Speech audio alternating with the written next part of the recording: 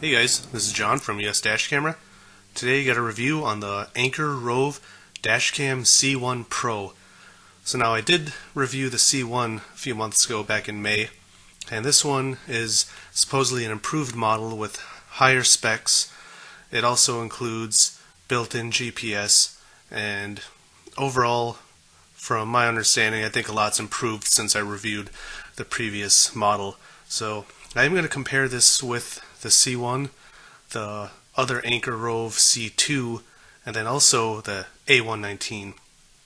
Because this camera has 2K resolution or 1440p, and it uses the same chipset and image sensor as the A119. And like the A119, it has the built-in GPS, but unlike the A119, this does have Wi-Fi with the smartphone app. Now I had a little trouble with the smartphone app with the C1. I think I mentioned that it took a few tries logging in and had some issues saving files, so it was a little iffy. But here you can see these are the specs. Like I said, the same chipset and sensor as the A119.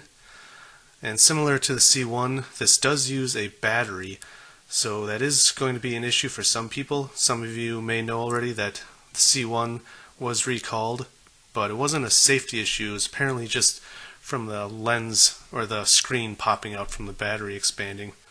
Mine wasn't one of the ones recalled though, so it seemed to be a small number of them. So you can see here it looks just like the C1, if you have seen that one, except it says Quad HD instead of Full HD. Pretty much looks exactly the same. Comes with pretty much all the same stuff. Micro USB cable, which is 90 degree, which is nice. Does come with a 2-port USB charger for both the camera or say a cell phone, and it does have that IQ technology, so that way you can get the correct amperage for your phone.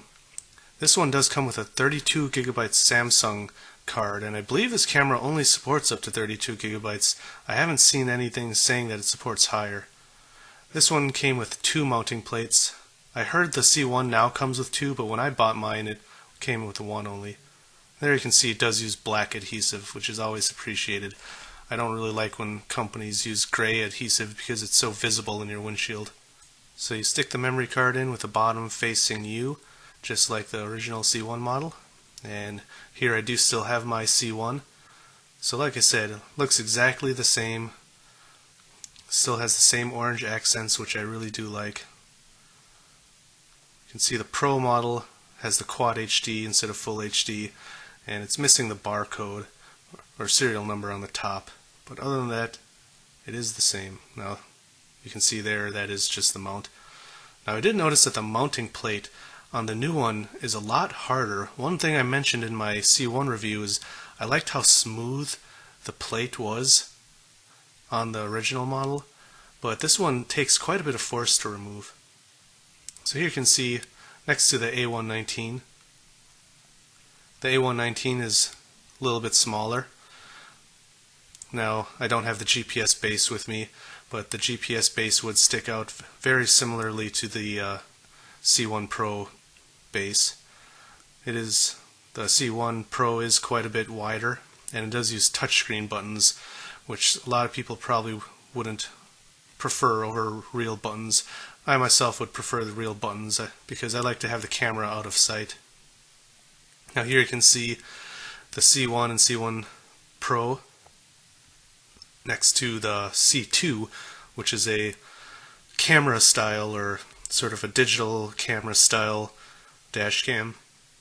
Now this one does use physical buttons, so this is something you might want to consider if you prefer physical buttons and don't mind the form factor.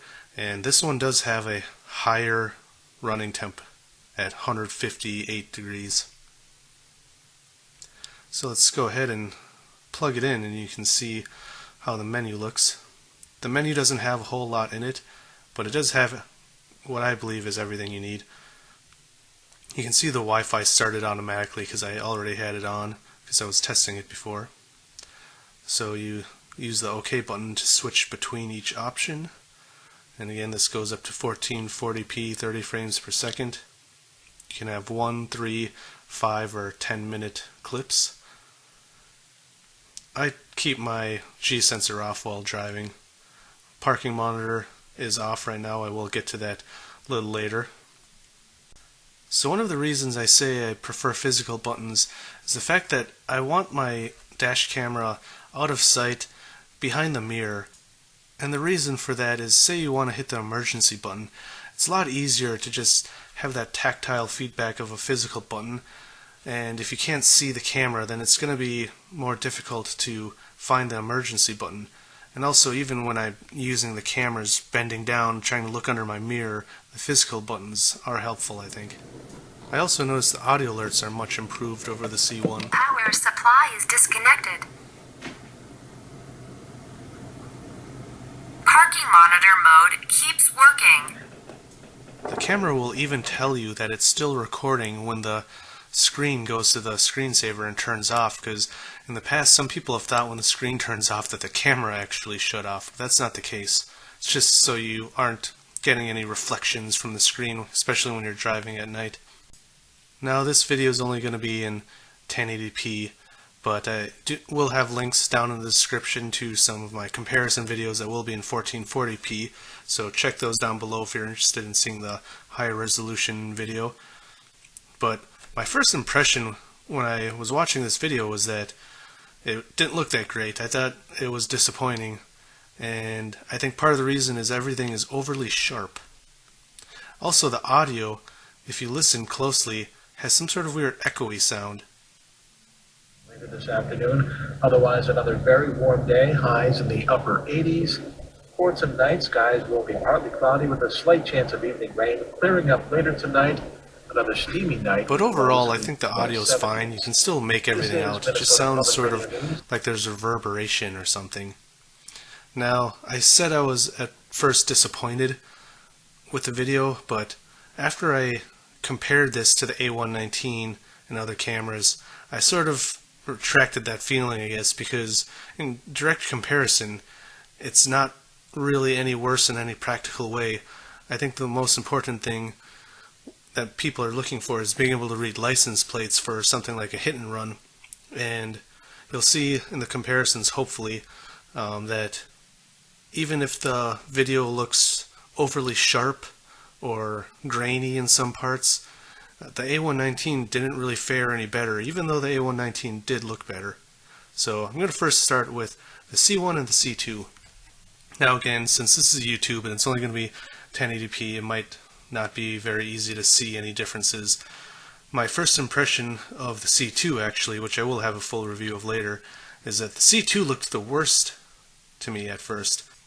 So while the C1 Pro uses the Novatec NT96660 chipset, the C1 used an older NT96658, and then the C2 uses a completely different one by Umbrella, and that one uses the A12A25 chipset. So they all use different chipsets, but the C1 original and C2 both use the same Sony IMX323 image sensor.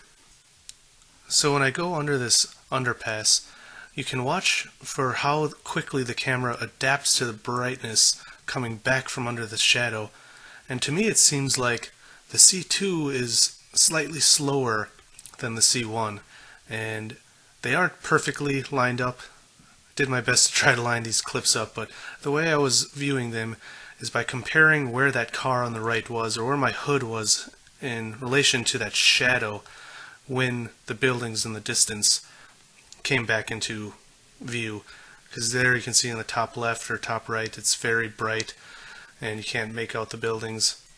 Now it isn't the most scientific comparison, but the C1 Pro and C1 to me did seem to adapt quicker to that dynamic range of brightness, but it's so close that it's sort of pointless to at this point to even try to argue that, you know, going under shadows or whatever makes that big of a difference.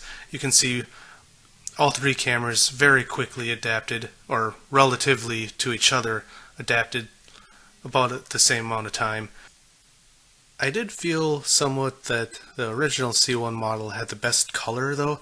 One thing that looked especially bad on the C1 Pro was some of the signs, like the orange signs. You'll see the text it has a really weird contrast. And I thought if you look at the orange signs between the three different cameras, the C1 looked the best and the C1 Pro looked the worst. There's just such a weird contrast in the light. Now when it comes to the night footage, I did think they were all pretty similar. Of course the C1 Pro does have the higher resolution at 1440p, and I don't know if you'll see it on here, but the C1 Pro did actually look like it had the most artifacts or graininess, and maybe that's because it also seemed to be the sharpest in a bad way. Like it's so overly sharp that maybe that's what's causing all the little specks that look like artifacts in the video. And again, it might not show up in the YouTube video, but I did notice it, and that was one of the things that sort of threw me off the first time I watched some of the night footage. Now when it comes to reading license plates, at night it's pretty much the same.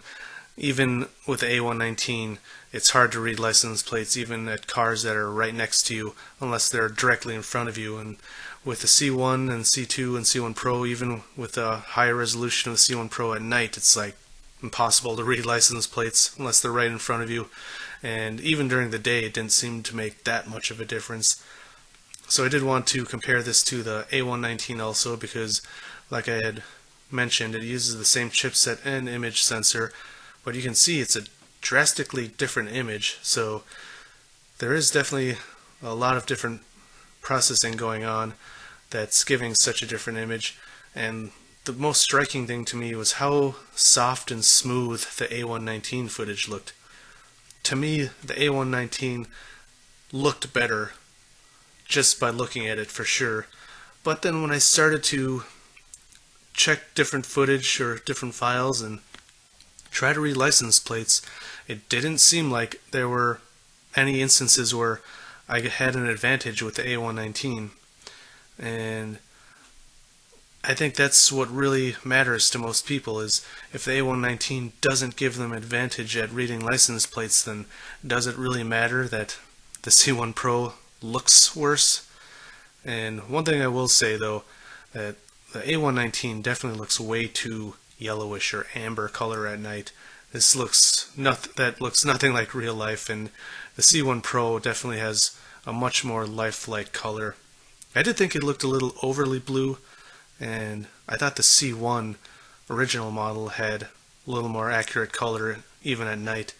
So overall, like I have said, reinstated many times, is even though the 1440p is higher resolution, you don't necessarily have that much of an edge, if at all, over the C1 or C2. It seems like very few instances where I could read a license plate on the C1 Pro but not the other models. And especially at night, it's like there's hardly any difference at all because the quality goes down quite a bit at night. Now, one of the big selling points of this camera, of course, is going to be the Wi-Fi with a smartphone app for Android or iOS. It's something that the A119 does not support. And I'm happy to say that this app has seemed to be worked on quite a bit since last May. I think I had mentioned that I had issues logging in or connecting a few times to it, and had issues viewing or saving files to my phone. And I think a lot of people complained on Amazon reviews or on the forums about that too. So it's nice to see that they've tweaked it quite a bit, and it's worked perfectly for me. This allows you to change all of the same settings that are on the menu, except you don't have to reach under your mirror or duck down low to see the camera's small 2.5-inch screen. So I always prefer having Wi-Fi with an app if that's an option. Here I am updating the firmware, which goes so quick and painless. I wish every dashcam had a firmware update like this. This is in real time right there, downloading it, and now I'm uploading it to the camera from my phone. And the installation does actually take about 3 minutes, so you do have to make sure to leave your phone on, leave your dash cam on, although the screen will turn off, and then it'll reboot and you can go back to using it. So here you can see, again, like I said, I had no issues viewing any of the files.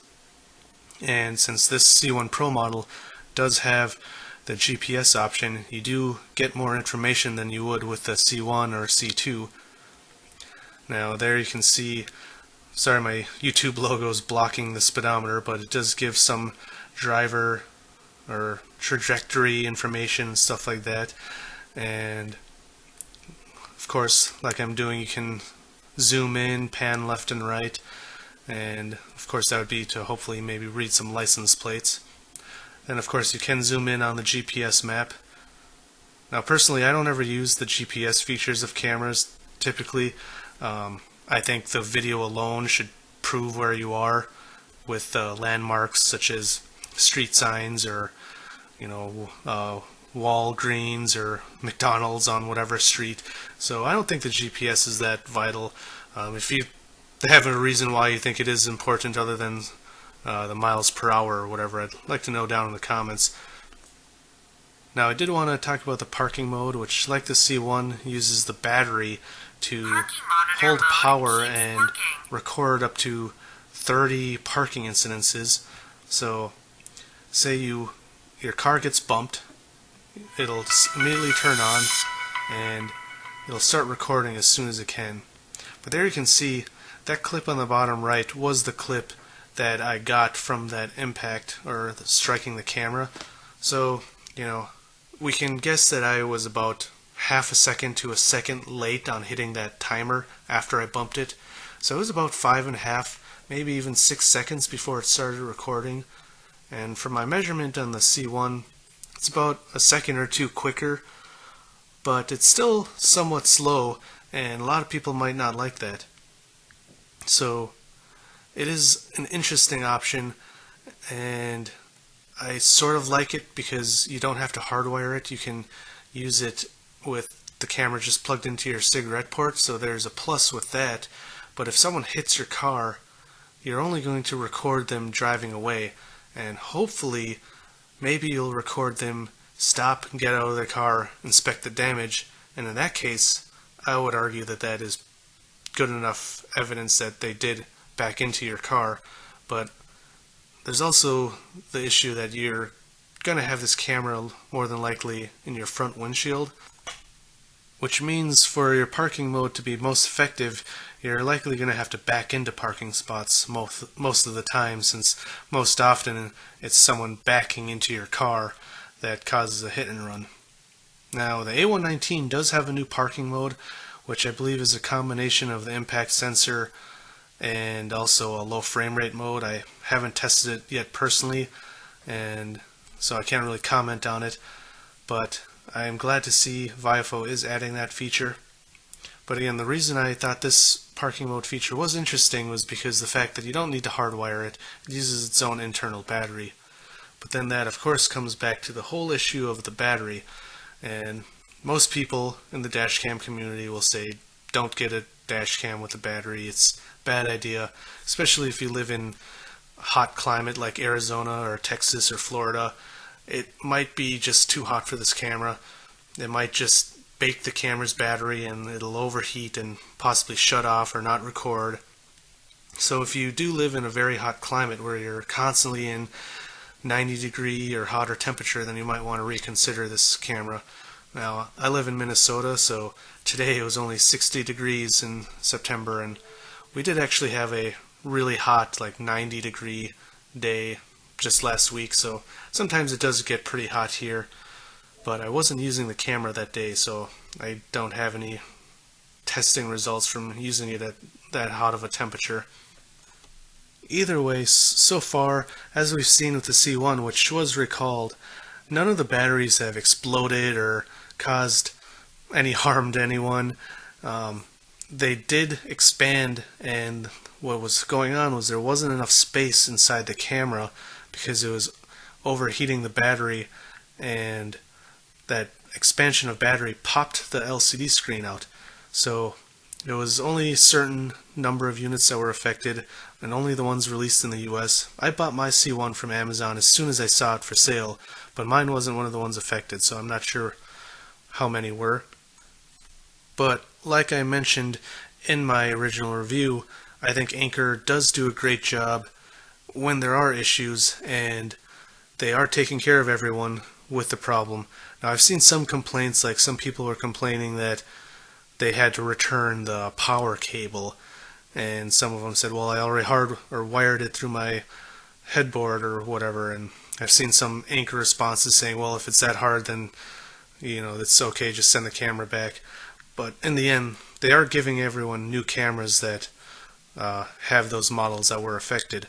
So I think they're doing good to everyone, like I fully expected them to, because I've had experience with some of their products in the past, or many of their products in the past, and one of mine went bad, and no questions asked, they replaced it. So, I'm glad to see Anker is living up to their quality expectations and doing good on the models that were affected by poor design. Now, they said that they actually changed the programming in the battery charging function, so something about how the voltage isn't as high. Now, I'm no circuits expert, so I'm just sort of paraphrasing what I read, but they claim that with the new update, it shouldn't get the battery hot enough to expand like it was. So that's their claim. So I don't want to drag on anymore about the whole battery issue. I think everyone just needs to make a responsible choice of whether or not they want to use a battery-based dash camera. Take into your location into account and just make a responsible choice. I do personally really like this camera. I love the Wi-Fi app. It's so much better than it was in May, and overall the build quality seems real solid. If I were to choose between my A119 or the C1 Pro, I'd probably just stick with the A119 because it's smaller. It feels cheaper, but I like that it's smaller and it has just as good video quality, and arguably it looks better, the video quality. But if you're looking for a camera with up to 1440p and with GPS, a real great Wi-Fi app, then this is definitely something to consider. Now, I paid $160 for this a few weeks ago, and I was a little annoyed because it dropped to $130 right after I purchased it, and Amazon refused to honor that price change, which they had in the past, but apparently they changed their policy. So I was originally, when testing this camera, going to say I don't recommend it at $160, and really I do think $160 is too much. But $130, if you can get it for that price or cheaper, then I think it's a decent deal. So definitely consider it. Of course, check down in the description for some affiliate links. I will have links to Amazon or wherever else I can find that you can purchase this camera. And also look out for my C2 review, which should be coming soon. That'll probably be the next review. I am testing many cameras right now, though. But of course, I do have my old C1 review, so I'll provide links for all of this stuff down below, including the higher quality 1440p comparison videos. So if you like this video or my other videos, I'd appreciate it if you hit that like and subscribe button. It really helps keep me motivated to keep making these videos. And of course, drive safe. Thanks for watching, and I'll see you next time.